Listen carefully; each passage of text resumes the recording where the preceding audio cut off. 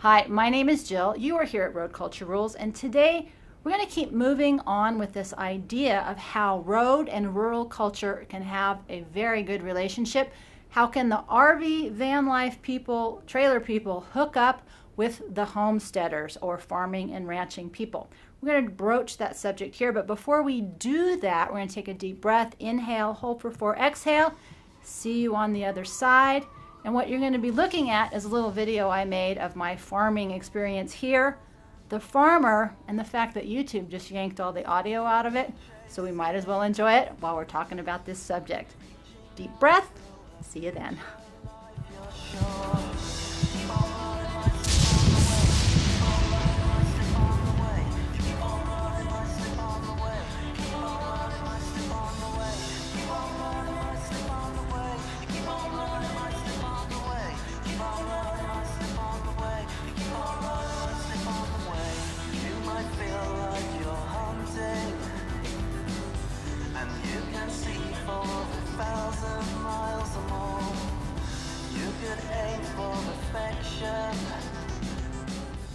So this has been one of the places I've been evolving this to, and it's not the first time I've talked about it, but part of my experience in terms of traveling and going to people's farms and ranches and homesteading, that really originated from my own desire, yes, to have my own homestead. And it sort of evolved over several years, experiencing what other people are doing, coming to the beautifully frustrating aha moment, I can't do it all myself. And so then I'm really evolved into how can I still be a part of it? What value can I bring? Because I still love this life on the land.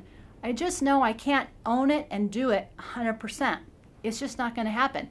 And I know I'm not the only one. If that's one of the things I see really consistently is when people talk about a mobile lifestyle, part of the seed that gets planted, pun intended, is how can you go out and find your own homestead? How can you become more of a land-based form of living? And yet at the same time there's a lot of issues and limitations as we get older, also with money, lots of other things. So I know a lot of people talk about this RV life, about traveling. I think it's temporary, and my traveling was always related to my long-term goals, and that sort of shifted. But I just wanted to plant these ideas. There's too much to really cover in just one video, and so while we watched me learning to drive a tractor, which was exhausting, I have to tell you, the farmer, he loved farming. He loves the land, and he even shared it at one point, and I do have it in a buried video someplace, how buying this piece of land and land itself and farming it was really, that first moment was the highlight or one of his life. So farming is something that gets into people's blood. Everybody can't do it. I don't know if you're aware of that, but right now in the United States, less than 2% of the population are farmers.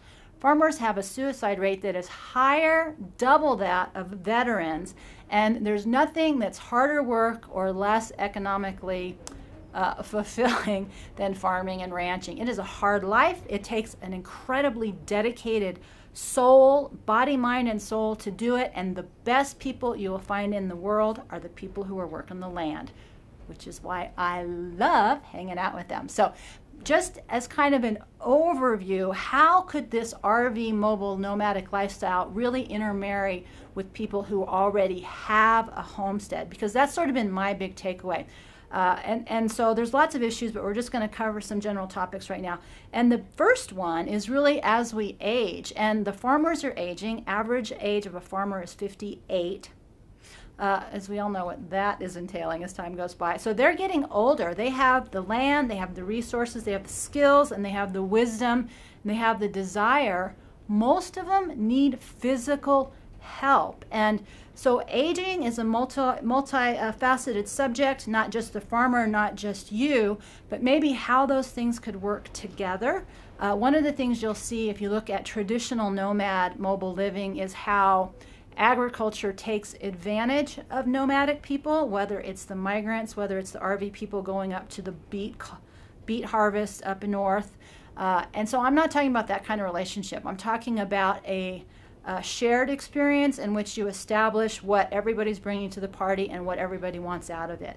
Yesterday I talked about the grand solar minimum, because as we see agricultural patterns shift, Food growing patterns will shift, and it just makes a lot of sense to me to have a nomadic community support those shifts, because they will continuously change and evolve. And the beautiful thing about this type of lifestyle is it makes you infinitely more adaptable than somebody who's already got their feet and roots into the ground. And that's why I love this nomadic road culture component to really looking at our food production probabilities. There's other issues. There's economic issues. People who have homesteads usually don't have a lot of money. Labor is very expensive. Shelter is very expensive. There's often a very nice complement in terms of you not paying a mortgage, trading work for food, shelter, and maybe utilities. So there's a lot of potential economically for whoever's having money issues, or even if you're not, because there's so many positive health benefits from getting outside and working on the land. You know I love that. Another really big piece of having your own homestead is being trapped to it 24/7, 365. And one of the hardest things when we talk about caretaking, it's not just caretaking of ourselves, our families, or our pets, our land, or our livestock. The hardest part about caretaking is finding people that you trust and that are responsible, that would allow you to walk away and leave what you value most behind in the hands of somebody who might be a stranger. So you've heard me talk about social skills, integrity. Integrity and honesty are so important to this whole caretaking component. And part of that is the ability to evaluate who would be a good caretaker and whose property you would be able to caretake for. I have no magic formula for that. I'm sure I will talk about that at another day. But caretaking is a huge issue for everybody of everything that we love and value. Perfect relationship between mobile and non-mobile, sedentary, rooted people. Other things that are just really practical, skills, resources, tools. A lot of the tools, skills, and resources need to be brought in on a temporary basis. Perfect for nomadic people. Knowledge and innovation. There's so many amazing things going on in terms of how we're going to be producing food, how we work with animals, how we live on the land, whether it's on-grid or off-grid, how we utilize resources, how we restore the soil. It is infinite. I find it very exciting, and part of that is a knowledge base. You can't know everything about everything, and that was probably one of my biggest takeaways from this process is I keep trying to learn everything about living mobile, about the land, about farming, about ranching. What I've learned is I can't know everything.